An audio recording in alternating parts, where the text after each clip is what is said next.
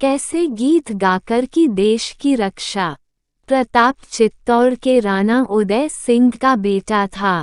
इतिहास गवाह है प्रताप की देशभक्ति का। आइए एक प्रसंग सुनाते हैं।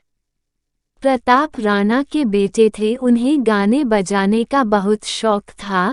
यूं तो वो सदैव देशभक्ति गीत की लय में रहते थे, लेकिन फिर भी लोग उन्हें कहते थे, तुम एक राजपूत घराने के भविष्य के राणा हो, यह क्या शौक लिए हुए हो।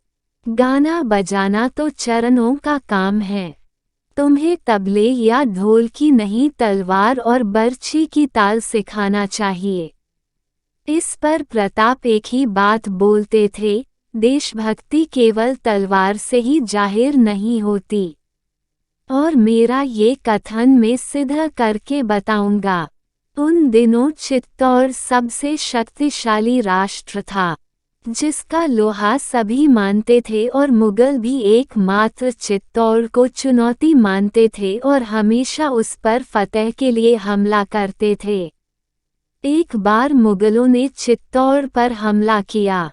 किला इतना मजबूत था कि राजपूत सैनिकों ने जमकर मुकाबला किया और मुगलों को पीछे हटना पड़ा। उस वक्त प्रताप बस्ती में रहते थे और अपने देशभक्ति गीतों में झूम रहे थे। एक मुगल सैनिक प्रताप को पकड़कर अपने तंबू में ले गया, लेकिन मुगल प्रताप को एक गांव वासी समझ रहे थे। प्रताप की आवाज बहुत सुरीली थी, इसलिए उसे गाने के लिए कहा गया और सभी जमकर बैठ गए, जिसमें सभी सेना के विशेष लोग थे। प्रताप को उनकी भाषा में गाने का आदेश दिया गया, लेकिन इसके पीछे मुगलों का एक मकसद था। मुगलों ने ये योजना बनाई थी कि जब ये गांव का चारण गाएगा तो किले के भीतर आवाज जाएगी और उन्हें लगेगा कि कोई राजपूत मदद के लिए पुकार रहे हैं, और वे दुर्ग का दरवाजा खोल देंगे। लेकिन प्रताप ने अपनी भाषा में ऐसे गीत गाए कि किले के सैनिक सावधान हो गए और सभी ने मुगलों पर तीरों की वर्षा कर दी। उस वक्त सभी बड़े मुगल वहां मौजूद थे, वे सभी मारे गए। अंत में प्रताप फिर अपनी देशभक्ति में लीन अपनी कुटिया को जा रहे थे। तब उन्होंने सभी को कहा, देशभक्ति केवल तीरों या तलवारों में नहीं होती, या केवल राजपूतों की मोहताज नहीं होती। एक साधारण चारण द्वारा भी बड़ी से बड़ी जंग जीती जा सकती है। शिक्षा। आज के समय से इसे जोड़े तो यही संदेश है कि देशभक्ति केवल सीमा पर जाकर ही नहीं होती। हर व्यक्ति देश के प्रति प्रेम रखता है, इसके लिए कोई फोर्स ज्वाइन करना जरूरी नहीं। हम सभी अपने कार्यों के जरिए देश के लिए काम कर सकते हैं।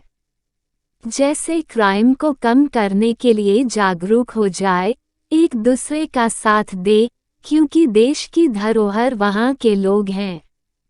अतः जब तक प्रजा सुखी न होगी, किसी देश की साख न बढ़ेगी।